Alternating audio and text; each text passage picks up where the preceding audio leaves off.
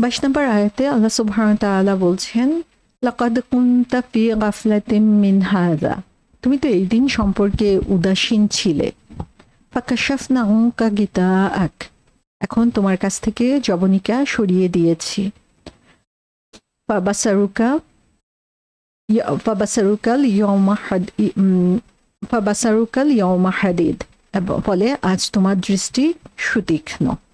সেখানে আমরা দেখি 22 নম্বর আয়াতটা 3টা ভাগে কথাগুলো এসেছে এবং প্রত্যেকটা ভাগই হচ্ছে অত্যন্ত গুরুত্বপূর্ণ আমাদের শিক্ষার জন্য। ফার্স্টেই বলা হচ্ছে লাকাদ কুনতা ফি গাফলাতিন মিন হাযা। লাকাদ শব্দের অর্থ হচ্ছে সার্টেনলি, নিশ্চিতভাবে। যে এত কিছু বলার পরেও আমরা দেখি যে মানুষের অবস্থাটা কি, মানুষের অবস্থা হচ্ছে যে এরপরেও মানুষ হচ্ছে গাফলার মধ্যে রয়েছে। গাফলা জিনিসটা কি? সো গাফলাতিন মিন হাযা, যে হাযা বলতে এই দিবস সম্পর্কে বোঝানো হয়েছে যে এই যে কিয়ামতের কথা বারবার আল্লাহ সুবহানাহু ওয়া তাআলা বলেছেন, বারবার এসে আমাদের কাছে বর্ণনা করেছেন সেদিন কি সংঘটিত হবে, এবং প্রত্যেকটা বর্ণনা আমরা জানি যে আমাদের জন্য খুবই স্কেয়ারি, খুবই ভয়ঙ্কর মনে হয়, এবং আমরা যদি একটু সচেতন হই তাহলেই চিন্তা করতে পারি যে আসলে কত কঠিন একটা অবস্থার মুখোমুখি আমরা হব।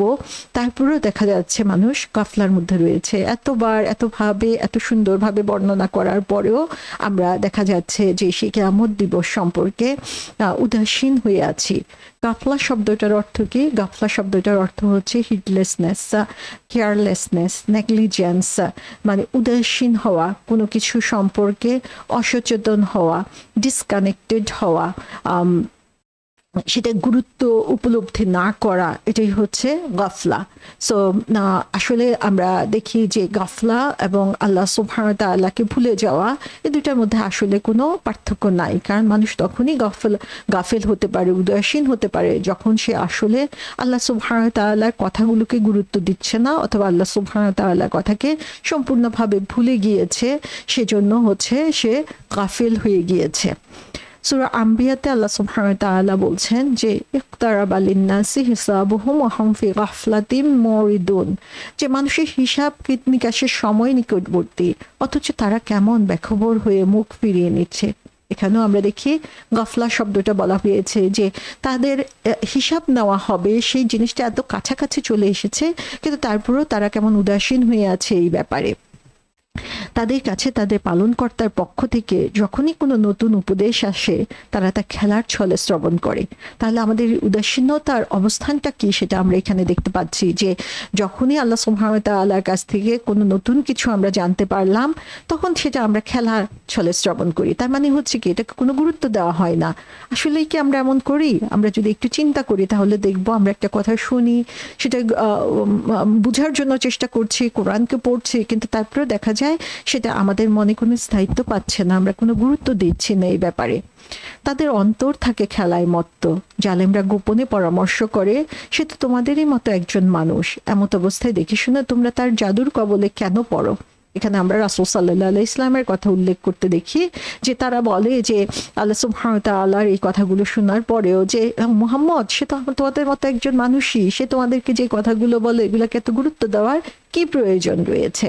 তো আমরা দেখি যে বর্তমান যুগেও রাসূল সাল্লাল্লাহু আলাইহি ইসলাম নাই, কিন্তু তার সিরা বা তার যে সুন্নাহ সেগুলো আমাদেরকে দেখিয়ে দিচ্ছে যে রাসূল সাল্লাল্লাহু আলাইহি ইসলামের মিশন যে সফল হয়েছে, এবং তিনি যে কথাগুলো আমাদেরকে বলেছেন সেই কথাগুলো যে কত সত্যি, কত গুরুত্বপূর্ণ, এবং কোরআন যে আমাদের জন্য আমাদের জীবন পরিচালনার জন্য কত গুরুত্বপূর্ণ ইনফরমেশন নিয়ে এসেছে। কিন্তু তারপরেও দেখা যায় আমরা এগুলো নিয়ে হাসি ঠাট্টা করি। যারাই এই কোরআনের কথা বলতে আসে, সিরার কথা বলতে আসে, তাদেরকে নিয়ে আমরা হাসি ঠাট্টা করি, ও তুমি একটু বেশি জানো, তুমি একটু বেশি বুঝে ফেলেছ, আমরা এতদিন যা করেছি সেটা ঠিক করি নাই, আমরা যা বলি সবই ভুল, তুমি যা বলবা সেটাই এখন আমাদেরকে মেনে নিতে হবে, তুমি কে, তুমি তো আমাদের মতোই একজন মানুষ। তো এই কথাগুলো কিন্তু যুগের পর যুগ বলে এসেছে নবী রাসূলদের জন্য, যারা তাদের অনুসারী ছিল, যারা তাদের মতো দিনের কাজ করেছে। কারণ হচ্ছে তারা গাফেল, তারা হচ্ছে আল্লাহ সুবহানাহু ওয়া তাআলার যে কথাগুলো আমাদেরকে বলছেন সেই কথাগুলো সত্যতা তারা উপলব্ধি করতে পারছে না, অথবা সেটা তাদের হৃদয়ে স্থায়িত্ব পাচ্ছে না। সে কারণে সো আল্লাহ সুবহানাহু ওয়া তাআলা বলছেন যে এমন একদিন আসবে যেদিন তিনি তোমাদের ছোট বড়, ভালো খারাপ, প্রতিটা কাজ নিয়ে সঠিক বেঠিক প্রতিটা কাজের ব্যাপারে তোমাদেরকে জবাবদিহি করতে হবে। এই জিনিসটা আমরা সবাই জানি, কিন্তু জানা এবং সেটা উপলব্ধি করার মধ্যে কিন্তু বিরাট একটা ডিফারেন্স রয়েছে। আমরা জানি যে আগুনে হাত পুড়ে, কিন্তু যতক্ষণ পর্যন্ত না হাতটা পুড়লো ততক্ষণ পর্যন্ত সেই বিশ্বাসটা আমাদের গভীর হয় না। তা আমরা জানি যে কিয়ামত সংঘটিত হবে, কিন্তু সেই কিয়ামতের দিনের ভয়াবহতা, কিয়ামতের দিনে আমাকে জবাবদিহিতা করতে হবে, সেই জিনিসটা আমরা সহজেই ভুলে যাই। এজন্য আমরা দেখি যে সালাফরা বলেছেন যে আল্লাহ সুবহানাহু ওয়া তাআলা আমাদেরকে যখন কোনো কিছু দান করেন, ভালো সময় দান করেন, ভালো অবস্থানে আমাদেরকে রাখেন, সেই অবস্থাটা হচ্ছে আল্লাহ সুবহানাহু ওয়া তাআলার পক্ষ থেকে দেওয়া আমাদের জন্য একটা কঠিন পরীক্ষা। কারণ হচ্ছে তখন যখন তোমার কাছে সম্পদ থাকে, তোমার চারপাশে হচ্ছে তুমি শুধু ভালো জিনিস দেখতে পাও, তখন তুমি আসলে অন্ধ হয়ে যাও, যে তুমি দেখতে পাও না যে তুমি যে গুনাহগুলো করছো। কারণ তুমি মনে করো যে আল্লাহ সুবহানাহু ওয়া তাআলা আমার উপর সন্তুষ্ট, সে কারণেই তিনি আমাকে এত সম্পদ দিয়েছেন, সে কারণেই তিনি আমাকে এত অর্থ দিয়েছেন, সে কারণেই আমার এত ভালো একটা জব রয়েছে। এবং এটাই হচ্ছে আল্লাহর পক্ষ থেকে বিরাট পরীক্ষা। তো গাফলা আসলে যে কোনো সময়ই হতে পারে, ভালো অবস্থায় হতে পারে, খারাপ অবস্থায় হতে পারে। এবং মানুষ যখন ভালো অবস্থায় থাকে তখন সে গাফলতিতে বেশি থাকে, কারণ তার ভালো অবস্থাটাকে সে হচ্ছে আল্লাহ সন্তুষ্টির একটা উপায় মনে করে সে তার ইচ্ছা মতো কাজ করতে থাকে। তখন তার বাউন্ডারি বা লিমিট থাকে না, আল্লাহ সুবহানাহু ওয়া তাআলা কি বলেছেন সেটা তার স্মরণে থাকে না। সো আল্লাহ সুবহানাহু ওয়া তাআলা কোরআনে বারবার আমাদেরকে স্মরণ করিয়ে দিয়েছেন এই গাফলতির ব্যাপারে। ইবনুল কাইয়ুম রাহমাতুল্লাহ আলাইহি বলেছেন যে যারা হচ্ছে গাফলা তাদের ব্যাপারে, যে যারা হচ্ছে সফল তারা এ কারণেই সফল, তার কারণ হচ্ছে তারা দুনিয়াবী জীবনের সত্যিকার যে অর্থ সে ব্যাপারে তারা সচেতন। এবং তারা কি করে, তারা জানে যে এই দুনিয়ার জীবনটা অত্যন্ত নগণ্য, এই দুনিয়ার জীবনটা অত্যন্ত ক্ষুদ্র, এবং সে তুলনায় আখিরাতের জীবনটা হচ্ছে অত্যন্ত গুরুত্বপূর্ণ। সো আখিরাতের জীবনটাকেই তারা হচ্ছে প্রায়োরিটি দিয়ে থাকে, এবং সেভাবেই তারা তাদের গাফলাকে ডিফিট করতে পারে, পরাজিত করতে পারে। এবং সেকেন্ড যে জিনিসটা সেটা হচ্ছে যে অদৃশ্যে বিশ্বাস করা, যে আমরা না দেখেও আল্লাহ সুবহানাহু ওয়া তাআলার এই কথাগুলোকে বিশ্বাস করে নিয়ে সেই অনুযায়ী যখন আমরা আমাদের জীবন পরিচালিত করব, তখনই হচ্ছে এই গাফলা থেকে আমরা মুক্তি পেতে পারবো। সো আলটিমেট সাইন অফ গাফলা বলা হয় যে আল্লাহ সুবহানাহু ওয়া তাআলার যে আদেশ নির্দেশ সেগুলোকে খুব লাইটলি নেওয়া, অথবা রাসূল সাল্লাল্লাহু আলাইহি ইসলাম অথবা আল্লাহ এবং রাসূল সাল্লাল্লাহু আলাইহি ইসলাম দুজনেই যে কথাগুলো বলেছেন সেই কথাগুলোকে খুব হালকাভাবে গ্রহণ করা, অর্থাৎ সেগুলোকে গুরুত্ব না দেওয়া, সেগুলো সে অনুযায়ী নিজেদের জীবন পরিচালনা না করা। বলা হচ্ছে যে এটা তিনটা লেভেল রয়েছে। ফার্স্ট লেভেল যেটা হচ্ছে সেটা হচ্ছে এটা হচ্ছে লাইটেস্ট ফর্ম বলা হয়েছে। সেই ফার্স্ট ফর্মটা হচ্ছে যে তারা হচ্ছে রাসূল সাল্লাল্লাহু আলাইহি ইসলাম আমাদেরকে যে শিক্ষাগুলো দিয়েছেন সেগুলোর ব্যাপারে তারা অসচেতন থাকে। এবং সেকেন্ড এবং থার্ড যে লেভেল বলা হয়েছে সেই দুইটা ব্যাপারে বলা হয়েছে যে সেখানে তারা হচ্ছে নিজেরাই সেই গাফলার মধ্যে নিমজ্জিত হয়ে থাকে, যে তারা সেখান থেকে কোনোভাবেই বের হয়ে আসতে পারে না। সূরা আরাফে বলা হয়েছে যে আমি আমার নিদর্শন সমূহ হতে তাদেরকে ফিরিয়ে রাখি যারা পৃথিবীতে অন্যায়ভাবে গর্ব করে। যদি তারা সমস্ত নিদর্শন প্রত্যক্ষ করে ফেলে তবুও তা বিশ্বাস করবে না, আর যদি হেদায়েতের পথ দেখে তবে সে পথ গ্রহণ করে না, অথচ গুমরাহের পথ দেখলে তাই গ্রহণ করে নেয়। এর কারণ তারা আমার নিদর্শন সমূহকে মিথ্যা বলে মনে করেছে এবং তা থেকে বেখবর রয়ে গিয়েছে। তাহলে এই গাফলা, যারা গাফলতিতে রয়েছে তাদের যেই জীবন, সেই জীবনের ব্যাপারে বা তারা যেভাবে তাদের জীবনকে পরিচালনা করে থাকে সেই ব্যাপারে আল্লাহ সুবহানাহু ওয়া তাআলা বলেছেন যে তারা আমার নিদর্শন থেকে মুখ নিদর্শনকে দেখে কিন্তু সেটাতে তারা বিশ্বাস করে না। এবং এই নিদর্শন কি আমরা এই সূরার মধ্যেই দেখেছি, আল্লাহ সুবহানাহু ওয়া তাআলার সৃষ্টি থেকে নিদর্শনের কথা এখানে বলা হয়েছে। আল্লাহ সুবহানাহু ওয়া তাআলার যে প্রায়র যে নেশনসগুলা তৈরি করেছিলেন, আমাদের পূর্বে যেসব জাতি এসেছিল তাদের কথা আল্লাহ সুবহানাহু ওয়া তাআলা উল্লেখ করেছেন, তাদের ধ্বংসের কারণ তিনি সেখানে বর্ণনা করেছেন। কিন্তু তারা কি করে সেখান থেকে তাদের চোখকে, তাদের বিবেককে, তাদের বুদ্ধিকে ফিরিয়ে রাখে, কিন্তু যখনই তারা গুমরাহের কোনো পথ পায় সেটাকেই যেন তারা আঁকড়ে ধরে থাকতে চায়। তো আল্লাহ সুবহানাহু ওয়া তাআলার দেওয়া নিদর্শন থেকে মুখ ফিরিয়ে নেওয়া এবং সেটাকে সেই ব্যাপারে বেখবর হয়ে যাওয়াই হচ্ছে গাফলতির মূল কারণ। এবং সে কারণেই হচ্ছে আমরা দেখি যে কিয়ামতের দিবসেও তারা সেই গাফেল অবস্থাতেই উত্থাপিত হবে। সো গাফলার ব্যাপারে কি হচ্ছে, গাফলা যখন আমরা গাফলতিতে নিমজ্জিত থাকি তখন হচ্ছে দুনিয়াতে আমরা যাই করি না কেন তার ফলাফল আমাদের জন্য ধ্বংসের কারণ হয়ে যায়।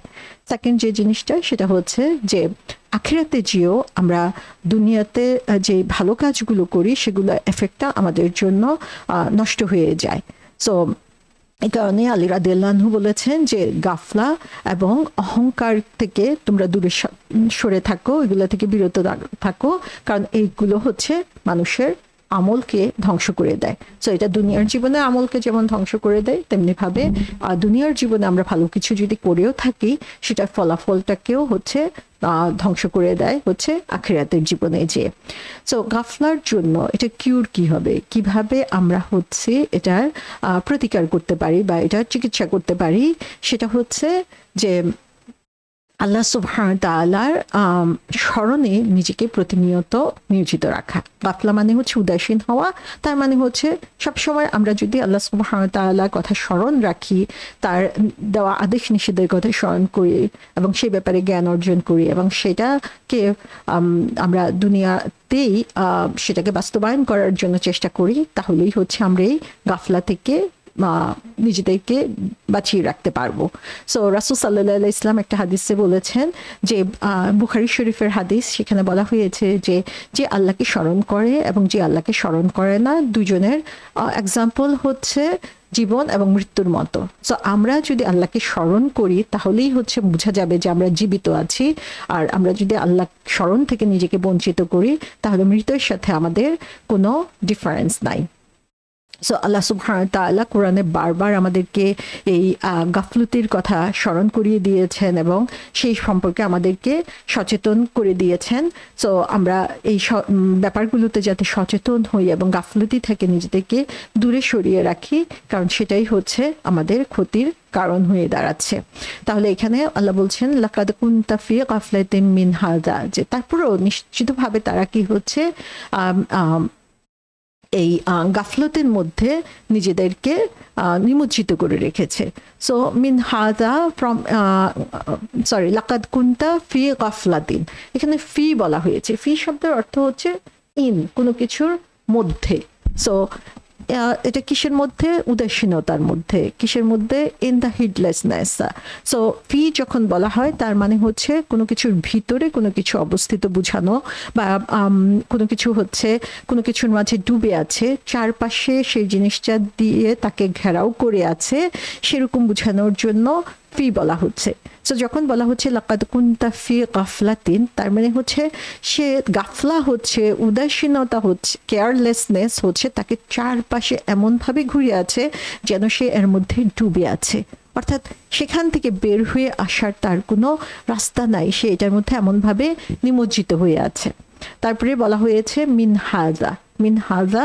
সো হাযা বলতে এখানে বোঝানো হয়েছে যে about this day, কোন ডে, সেটা হচ্ছে ডে অফ জাজমেন্ট। সো এতক্ষণ আমরা কিয়ামতের বর্ণনা শুনেছি, কিয়ামতের ঘটনা শুরু হয়েছে এবং এই ব্যাপারেই তারা হচ্ছে গাফলার মধ্যে নিমজ্জিত রয়েছে।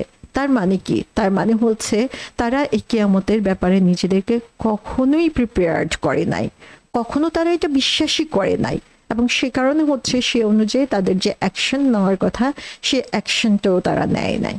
তাহলে এখানে তাদের এই গাফলতির মূল কারণ যেটা, সেটা হচ্ছে আল্লাহ সুবহানাহু ওয়া তাআলা সম্পর্কে তারা বেখেয়াল ছিল, তার কথাগুলোকে তারা সিরিয়াসলি নেয় নাই, তার কথাগুলোকে তারা বুঝার চেষ্টা করে নাই, এবং সে কারণেই তারা এই গাফলতির মধ্যে রয়েছে, যেন কোনোভাবে সময়টা অতিক্রম করাই হচ্ছে তাদের কাজ। যে কিভাবে সময় দিনের পর দিন পার করে দিবে, কোনো ধরনের চিন্তা ভাবনা ছাড়া, কোনো ধরনের বিবেচনা ছাড়া, কোনো ধরনের রিফ্লেকশন ছাড়া যে আমার সারাটা দিন আমি কিভাবে পালন করলাম, সারাটা দিন কোন কাজে অতিবাহিত করলাম, এর মধ্যে কতটুকু ভালো করলাম, কতটুকু খারাপ করলাম।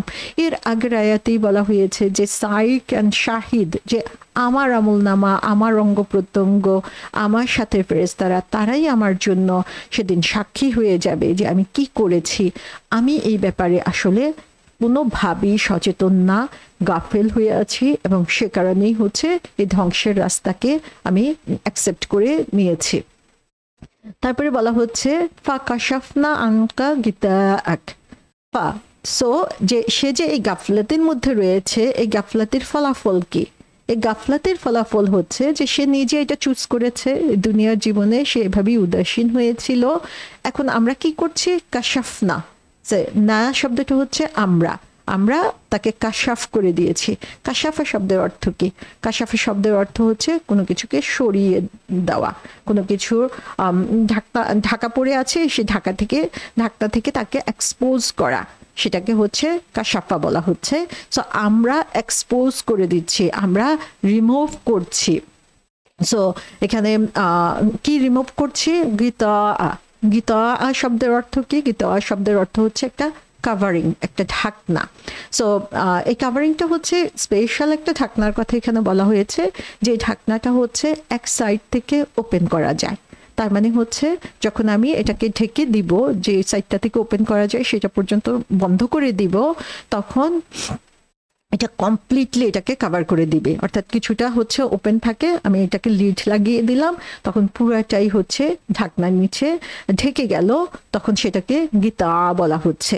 সো এই গীতাটা কি, এই কাভারিংটা কিসের? এই কাভারিংটা হচ্ছে তাদের গাফলার কাভারিং, এই কাভারিংটা হচ্ছে তাদের হিডলেসনেস, কেয়ারলেসনেস, এই কাভারিংটা হচ্ছে তাদের ডিস্ট্রাকশন, আল্লাহ নিদর্শন থেকে মুখ ফিরিয়ে নেওয়া, এটাই হচ্ছে তাদের কাভারিং। সো ফাকাশাফনা আনকা গীতা আক, যে তাদের উপরে যে কাভারিংটা রয়েছে, ঢাকনাটা রয়েছে, সেটাকে আজকে আমি এক্সপোজ করে দিলাম, সেটাকে ওপেন করে দিলাম, যে কারণে সে এখন সমস্ত কিছু দেখতে পাবে।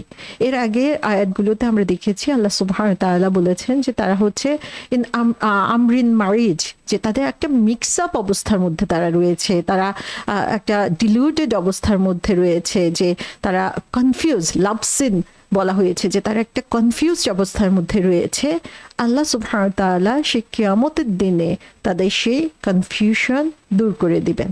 তো এখানে ম্যাক্সিমাম তাফসীরকারগণের মতে এটা হচ্ছে ইন জেনারেল মানব জাতির জন্য এই কথাগুলো বলা হয়েছে। এটা বিলিভার, আনবিলিভার, পায়াস, নন পায়াস সবার জন্যই এটা হচ্ছে অ্যাপ্রোপ্রিয়েট। এই আয়াতটা ইবনে জারির, ইবনে কাসির এবং তাদের মতো অনেকেই হচ্ছে এই মতামতটাকে গ্রহণ করেছেন যে এটা সবার জন্যই প্রযোজ্য। সো এখানে আমরা এইভাবে এটাকে চিন্তা করতে পারি যে এই পৃথিবীটা হচ্ছে একটা ড্রিম ওয়ার্ল্ডের মতো, এবং হেয়ার আফটার হচ্ছে আমাদের জেগে ওঠার সময়, যে দুনিয়ার বুকে আমি হচ্ছে ঘুমিয়ে আছি, স্বপ্ন দেখছি, আর আমি জেগে উঠব, রিয়েল সিচুয়েশনটা আমি দেখব হচ্ছে যখন আমি আখিরাতে যেয়ে উপস্থিত হব। সো মানুষ যখন কোনো ড্রিম ওয়ার্ল্ডে থাকে তখন কি হচ্ছে, তার চোখ বন্ধ থাকে, এবং সে হচ্ছে তার আশেপাশে কি হচ্ছে রিয়েল লাইফে সেটা আসলে অনুধাবন করতে পারে না। এবং যখন হচ্ছে এই ড্রিম ওয়ার্ল্ড অ্যান্ড হচ্ছে তার স্বপ্ন টুটে যাচ্ছে, স্বপ্ন থেকে সে জেগে উঠছে, ঘুম থেকে জেগে উঠছে, তখন সে রিয়েল লাইফের সংস্পর্শে আসছে, এবং তখন সে বুঝতে পারে যে হ্যাঁ আসলে তার বর্তমান অবস্থাটা কি, তার সার্বিক পরিস্থিতি কি, সে তখন সেটা রিয়েলাইজ করতে পারে। তো আমরা যখন স্বপ্ন দেখি তখন যা ইচ্ছে তাই স্বপ্ন দেখতে পারি, এবং সেটা আমাদের বর্তমান অবস্থার সাথে, আমাদের নিজেদের পরিস্থিতির সাথে মিল নাও থাকতে পারে, কিন্তু স্বপ্ন যখনই ভাঙে তখনই আমরা দেখতে পাই যে সত্যিকারের পরিস্থিতিটা কি, এবং সেই সত্যিকারের পরিস্থিতিটা আমরা উপলব্ধি করতে পারবো সে আখিরাতের জীবনে। সো আল্লাহ সুবহানাহু ওয়া তাআলা বলছেন যে এখন তোমার চোখ হচ্ছে, যখন তুমি আখিরাতে প্রবেশ করছো, কিয়ামতের দিনে প্রবেশ করছো, তোমার চোখ এখন ক্লিয়ারলি ডিস্টিংগুইশ করতে পারবে, ক্লিয়ারলি তুমি দেখতে পাবা যে কি হচ্ছে এখানে এবং আসল জীবনটা কেমন হওয়া উচিত।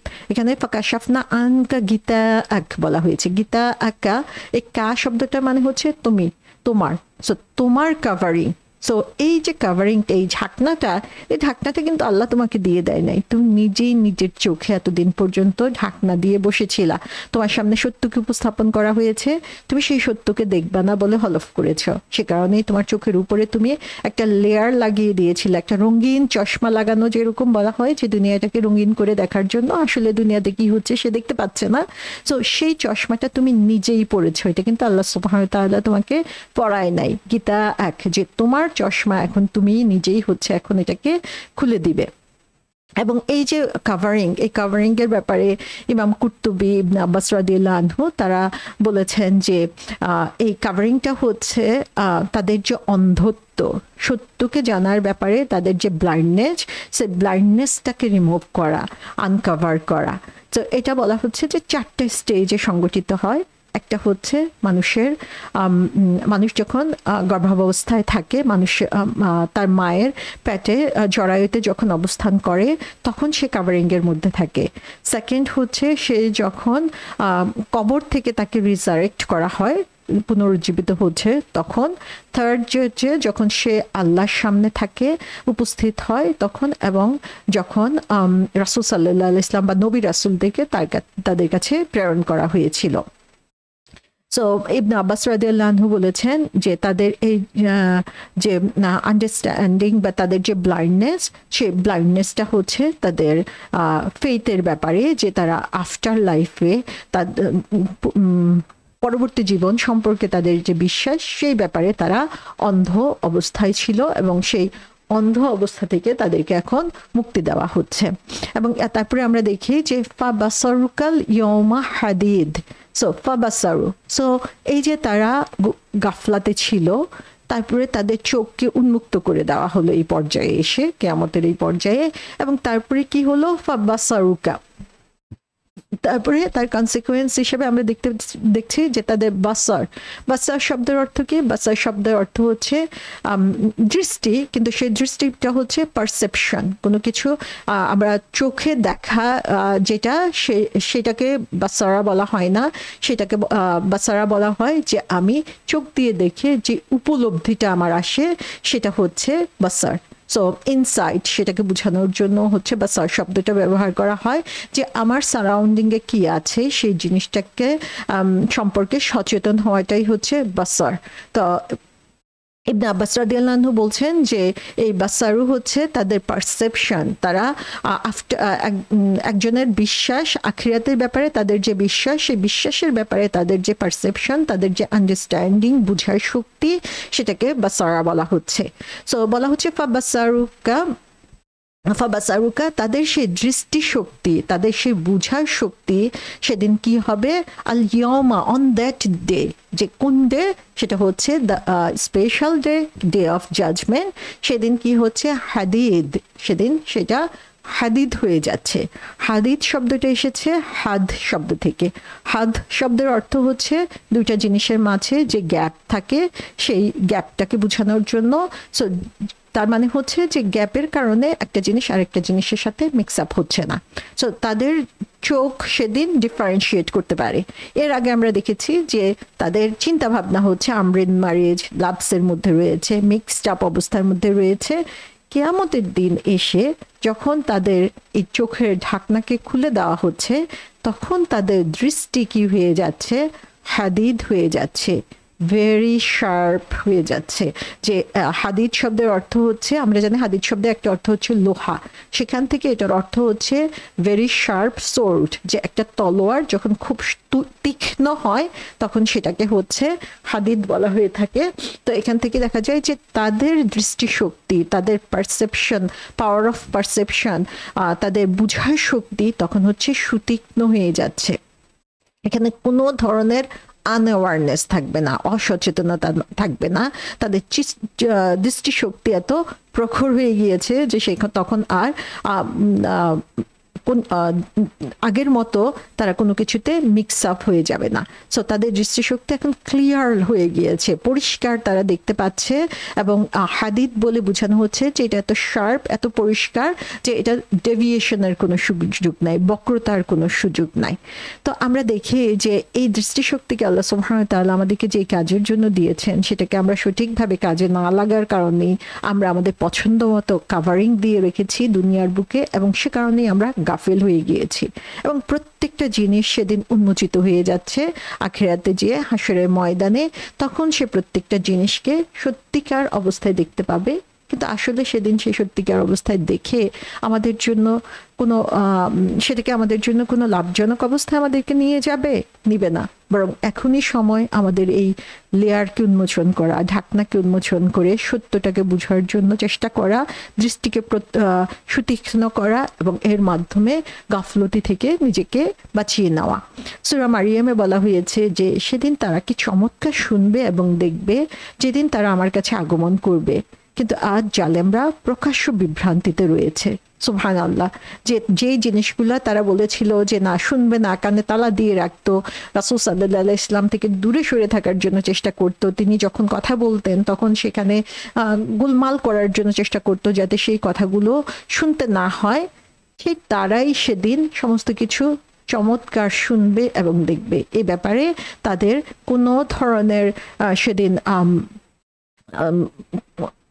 না বুঝার মতো অবস্থা থাকবে না, অথবা সেদিন তারা কোনো কিছুই মিস করবে না যেদিন তারা আল্লাহর কাছে আগমন করবে। কিন্তু আজকে তারা ফি দালালিম মুবিন, প্রকাশ্য বিভ্রান্তির মধ্যে তারা রয়েছে। তারা আজকে একটা মিক্স আপ অবস্থার মধ্যে রয়েছে। তারা সত্যকে মিথ্যার সাথে এমনভাবে খিচুড়ি পাকিয়ে ফেলেছে যে সেখান থেকে নিজেরাই বের হতে পারছে না। সো সেদিন ডে অফ রিজারেকশনে তাদের ক্লিয়ার সাইট থাকবে, কিন্তু সেই ক্লিয়ার সাইট আসলে তাদের কোনো কাজেই লাগবে না। এবং সূরা সাজদাতে বলা হয়েছে, যদি আপনি দেখতেন যখন অপরাধীরা তাদের পালনকর্তার সামনে নতশির হয়ে বলবে, হে আমাদের পালনকর্তা, আমরা দেখলাম ও শ্রবণ করলাম, এখন আমাদেরকে পাঠিয়ে দিন, আমরা সৎকর্ম করব, আমরা দৃঢ় বিশ্বাসী হয়ে গিয়েছি। সেদিন প্রত্যেক অপরাধী, প্রত্যেক ডিসবিলিভার এই কথাগুলো আল্লাহ সুবহানাহু ওয়া তাআলার সামনে বলবে যে হ্যাঁ আমরা এখন দেখলাম, আমরা এখন শুনলাম, আমরা এখন বিশ্বাস করি এবং দৃঢ় বিশ্বাসী হয়ে গিয়েছি। কিন্তু আল্লাহ সুবহানাহু ওয়া তাআলার কাছে সে বিশ্বাসের কোনো মূল্যই থাকবে না সেদিন, কারণ আল্লাহ সুবহানাহু ওয়া তাআলা চান এখনই আজকের দুনিয়াতে আমরা আল্লাহকে না দেখে বিশ্বাস করে তার কথাগুলোকে ফলো করার জন্য চেষ্টা করব। আব্দুল্লাহ ইউসুফ আলী রেখেছেন যে what is stupor or unconsciousness to this probationary life will be opening of the eyes to the next world. So এই দুনিয়াতে আমি যখন আনকনশিয়াস হয়ে আছি, অসচেতন হয়ে আছি, তখন সেই আমার সামনে যখন পরবর্তী জীবনটা খোলা হবে, তখন আসলে মৃত্যুটা আমাদের এই দুই জীবনের মাঝে একটা গেটওয়ের মতো। কেউ যখন এই দরজা পার হবে তখন সে রিয়েলাইজ করতে পারবে যে সে কোন ব্যাপারে উদাসীন ছিল, কোন জিনিসটা যে সত্য বা বাস্তবতাকে সে কিভাবে অস্বীকার করেছিল, এবং যা তার কাছে এই দুনিয়ার বুকে অনেক বিশাল মনে হয়েছিল, সে জিনিসগুলাই সেদিন ছায়া হয়ে থাকবে তার কাছে, এবং যে জিনিসগুলো সে অ্যাভয়েড করেছিল সেই জিনিসগুলোই তার সামনে আজকে উপস্থিত হয়ে গিয়েছে। এবং সেদিন সত্য, ভালো এবং খারাপ দুটাই রিয়েলাইজ করতে পারবে যে সত্য সেদিন কত প্রবলভাবে তাদের সামনে উপস্থিত হয়েছে। সো এই মৃত্যুর মাধ্যমেই আমরা দুনিয়ার জীবন থেকে আখিরাতের জীবনে প্রবেশ করি।